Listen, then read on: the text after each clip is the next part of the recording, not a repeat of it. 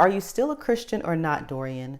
From the first lady of a church to using terms like universe, vibration, frequency. Here's where I'm at on my spiritual journey. For now, let's talk it out.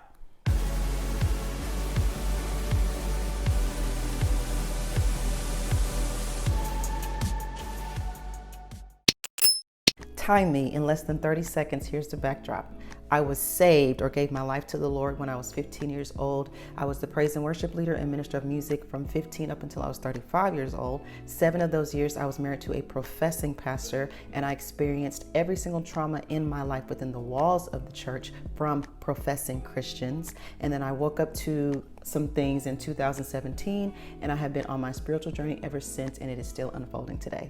30 seconds. The energy of this video may be a little different from my other ones. We're gonna talk about some deep stuff. Am I a Christian? No, I do not claim the title or wear the badge Christian. I would say that I'm a believer, if anything, but I do not subscribe to Christianity as I knew it back then, or the religion of Christianity. Now you can decide if you want to listen to this video or even follow me on any of my platforms, which would be weird because you listen to doctors all the time who do not share the same faith as you or the same beliefs. They could believe in 10 devils, but you will still take the pills they give you. You still take advice from your yard man, from your mechanic, and you don't know what they believe, right? And I specialize in manifestation and helping you live a better life, just like a doctor would specialize in his practice, and that's all you care about. What do they specialize in? Are they in network with my insurance, and where are they located? Unless you're specifically seeking out Christian businesses, which some people do. So why don't you go to church? After 20 years of being in the church, why don't you go anymore? First of all, I would. We're gonna get into all of that. Well, turn on the TV on social media, and there's your answer as to why someone would not want to go to church. But for me specifically, I'm going to tell you how it started, all the traumatic events that took place in between, and how it ended. When you look up to someone who is representing God and you're only 15 years old, and said person is allowed to be inappropriate with you with no consequence, and several men of God who are in authority allowed that to happen, and you're looking at this person on stage the next week, just a slap on the hand, the traditional rebuke, no one's counseling you, no one's talking to you, and I mean inappropriately, meaning showing yourself to a 15-year-old without their consent, without their desire, and nothing happens to you. So right there, it starts to implant something in you about the church and about God. And knowing what I know now as an adult, the police were not called, I wasn't counseled, just nothing. And at a young age, you're on fire for God, right? And you just want to please God. And then you have these people that say they represent him, and you can't get to him unless you go through them. So it's like, I'm trying to respect you and receive you, but then I know that what you're trying to show me without my consent, without my desire, I wasn't even into that kind of stuff. I was sheltered in country, okay? I just wasn't into that kind of stuff. Then I got married, and that carried a whole other set of traumatic events, maritally and spiritually, which I put in another video, which will probably be somewhere up there. I divorced him because it was a toxic relationship, period. What God has joined together, let no man put asunder. What God didn't join us together, we put ourselves together. And that's why it was like that. And I tried to tell those pastors that, and they all shunned me, told me that the devil was on me. I had a spirit of witchcraft on me. So that's a whole other situation. You go from all of these inappropriate advances. You go from a marriage that is toxic and just stay in it because the devil's just trying to steal your marriage. No, the devil didn't hit me. He did. And then you get out of that only for the church to tell you that you're wrong for trying to leave. And then they shun you and turn their back on you. And this is your home church, your home pastor, right? And so you're just out there, right? Then I find another church. I'm single at this time with 2 kids, and that pastor does the exact same thing. Advances. Again, because I said no, as I did to every last one of the other ones. This time I got fired, and I was working in 2 positions at this church, and I got fired because I would not, and so here I am, single mother with 2 kids having to go live with somebody. And the crazy thing is everybody knew why I got fired. They're like, oh, that's just normal, child. Oh, we already know. All the musicians were calling me because I was like the only female worship leader, and the rest were like guys, and they were like my brothers, and they were like, oh girl, we already know why. Why didn't tell me? This is something that's good. After I left that place, I found the African church. And I'm just gonna call it the African church because that's what my kids called it when they were little.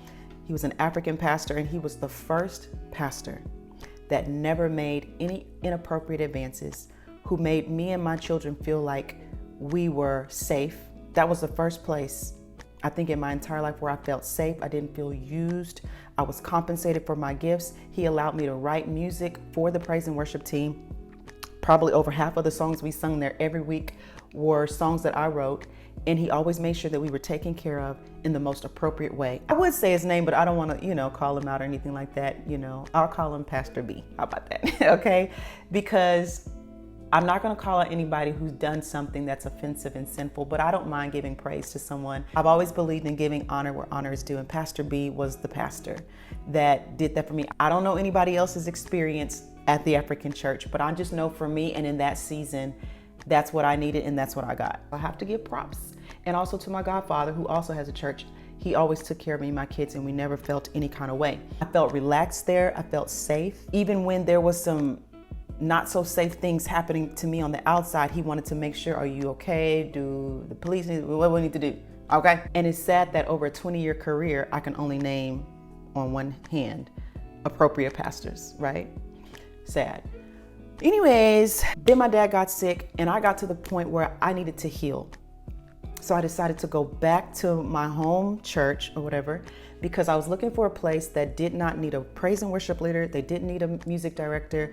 They didn't need a pianist, keyboardist, anything. I was wanting somebody, or wanting to find a place that didn't need me, so I could just go and sit and just heal, thinking that, okay, I'm divorced, maybe everything has passed over and they've seen the truth. I specifically told him I don't want to sing, I don't want to do anything. He even got into the pulpit and said, leave her alone.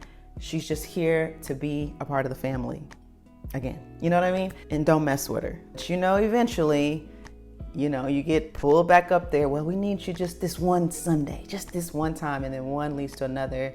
Somebody gets sick. We just need you to play this Sunday. Somebody has a baby. We need you for maternity leave. Somebody lost a leg and we need you, that kind of stuff, just whatever. And this was important because at that time, I guess it had been 20 years, I had just poured into people musically.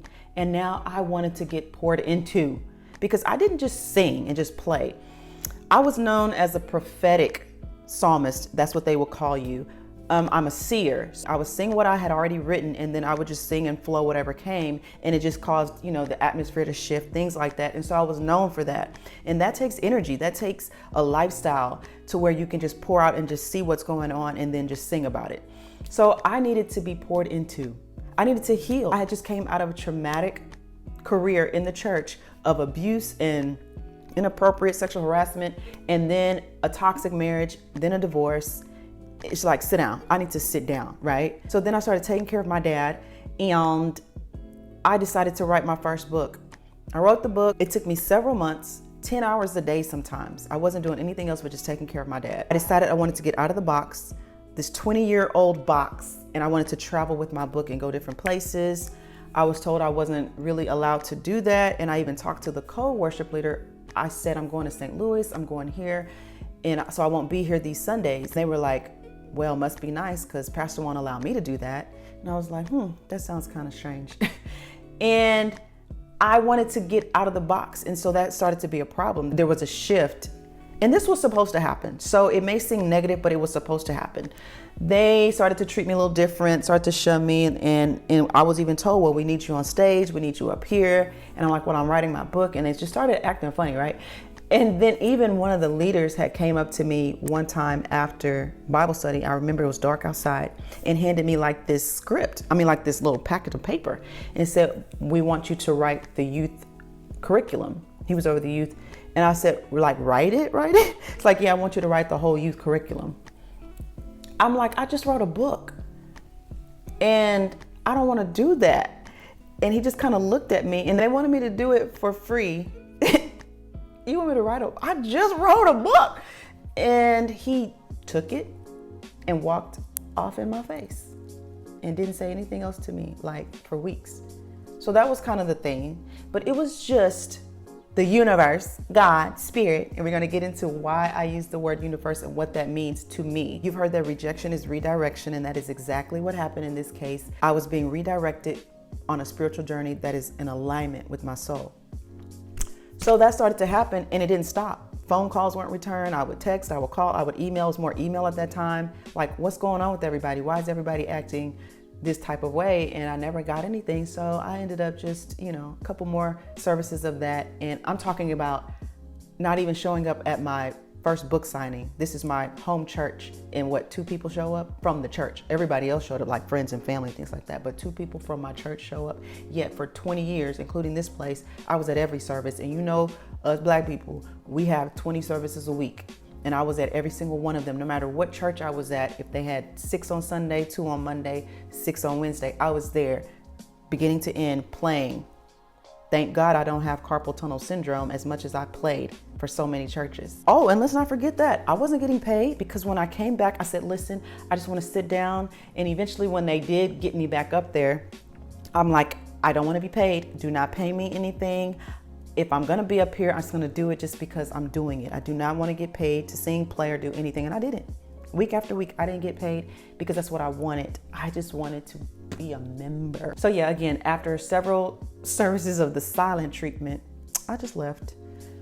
And I've never been back into the walls of a church unless I sung at a funeral, my dad's funeral. I sung at his funeral and things like that, a wedding or something. And the video should be in chapters, so I will answer, would I ever go back to a church? I'm going to give you that answer.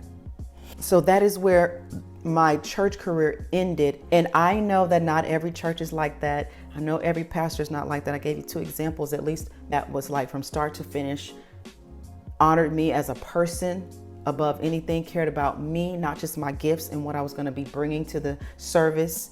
And when it was time for me to leave, even with the African church, they didn't shun me. He didn't shun me, blessed me, prayed over me, and said, okay, because he wasn't like the other ones, like, I own you. You my sheep.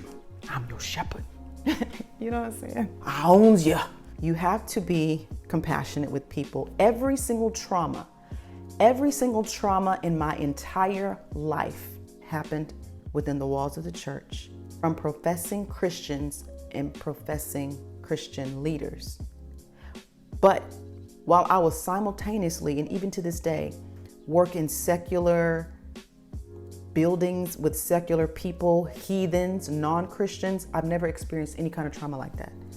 That's mind-blowing to me, that whenever I worked in the schools as a teacher, if I worked at Kids Are Kids, a daycare, wherever I have worked outside of the church, since I was a teenager, I've never experienced any traumatic events other than when I was in the church. Then you want to bark at people as to why they don't go to church. You don't know their story. You don't know their trauma. Everybody handles it differently. Everybody processes it differently. So you really can't judge and say, and just, you need to be in the house of the Lord. You need to have a covering. You need this.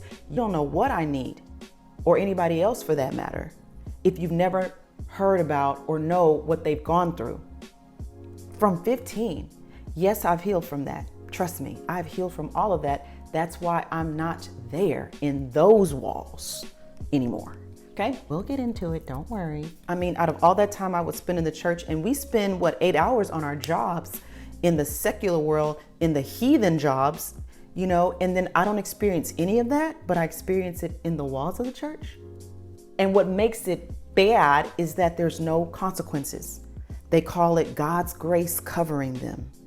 And who was covering me? But I got sexually assaulted and sexually harassed in the church, not on the job where they give you that kind of training. I guess now they need to have that training in the churches. Whenever you go work at a school or a job anywhere, they always have for your orientation sexual harassment training. That needs to be implemented in the church. Yeah, if you're going to be in any kind of leadership position, you need to have an orientation over that. Oh, but they call it God's grace, and God just covered them. That's why they didn't go to jail, and that's why they are protected, and nobody knows about it. But here's the thing. You want to bark at people, you need a covering. Well, who's going to cover them when somebody uncovers themselves in front of them? Who's going to cover them when something like that happens and nothing is done about it? Kanye West said something about his daughter, because Kanye West, I don't know if he still has it. I don't follow it. He has that church that he would, open up on the weekends, and they were dressed in all white and stuff like that. He said that his little daughter, I'm supposing she's less than 10, his little girl said, I love going to your church. I just have to be there. I just always want to be there. I just feel like I need to be there. And he himself said, and I agree, he said, of course she's going to say that because she's a little girl and she's never experienced the traumatic things that other people as adults have experienced with religion and church. I forgot what he was talking about to bring this point up, but it's in an interview. And he says that, of course she's going to say that. And of course you're going to tell me, you need to be in a church. You need to do, that's where healing takes place. But for a lot of us, that's where the hurt began. And now you want me to heal in the same place? And so I'm already healed. So, don't come at me with all of that. I'm healed of all of that. He just makes a good point. Of course she feels like that. She hasn't been tainted by men touching her. Now imagine if Kanye brought her to that church and he's up there bouncing and singing and some man touches his daughter when he's not paying attention. Her mind or thoughts could change, could shift as a little girl when somebody's doing this to me every week. And now, would she still feel the same way? Would she still think the same way? Like, I just have to be in this place. And that's how I felt at 15.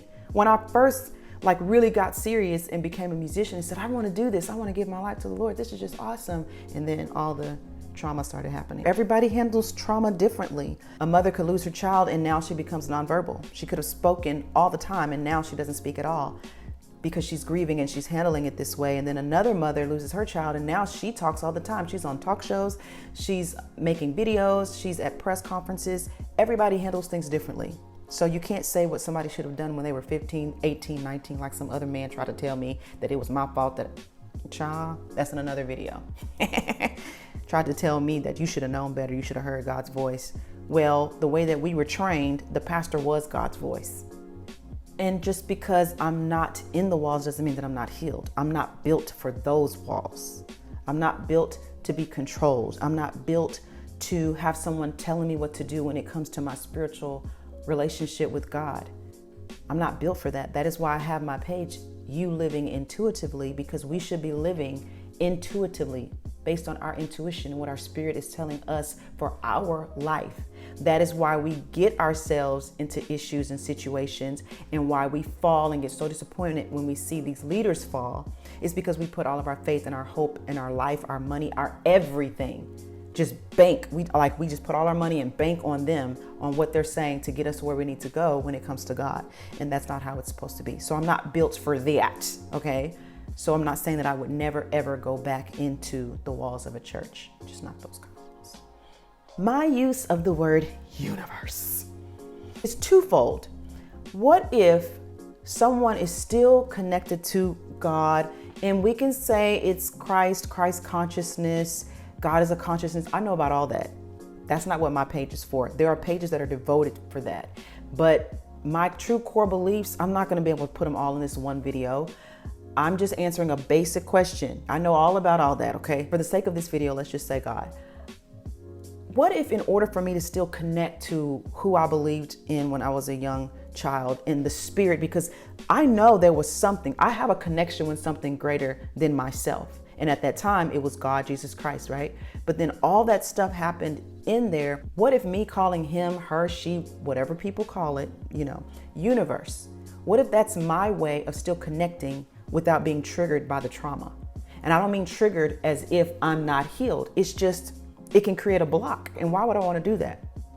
Why would, if I called you a certain name, it's going to cause a block in my relationship, not choose to use another name? Even though I know, he knows, spirit knows what I'm talking about.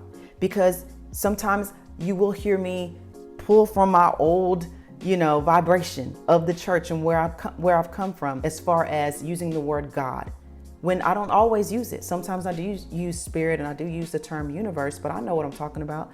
He knows, like you say, he knows my heart. And whether it's a she, he, whatever you believe, it doesn't matter. I just wish people would be just free to leave people alone and not push what they believe on somebody else. Just live it. And that's what my page is about.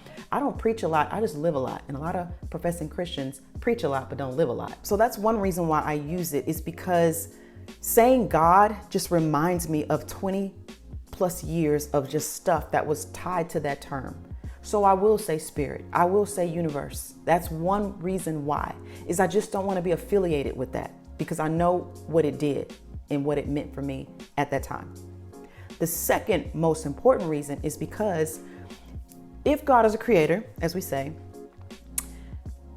he did not choose to do things on his own, though he could, right? He uses the universe. So when things happen in your life, good things happen, it didn't just take one being. This is my belief. And read your Bible and it's the same way. He used a donkey. He used, trees. He used the elements, earth, wind, fire, all these different things to speak. He spoke through a bush, right? He used different things. It wasn't just God and you, God and a person making things happen. So for example, if I need a message or I'm praying or something's going on inside of me, and this has happened before, I'm sitting at the red light, right? And this happened a couple years ago. And I was just really talking and praying and meditating and just really bothered by something. And I turned and I looked at this van and it had this name on it. And I knew what the name meant, right? I knew exactly the message that was being, delivered to me. And it just gave me a peace. But here's the thing. The universe, the entire universe, and God uses angels, he uses people, he uses signs, different things to get messages to us, right? So do you know how many things had to take place in the entire universe for that message to get to me? That guy had to be on that route. And what if that wasn't even his route? What if he got to work and his supervisor said, I want you to take this street and take this route.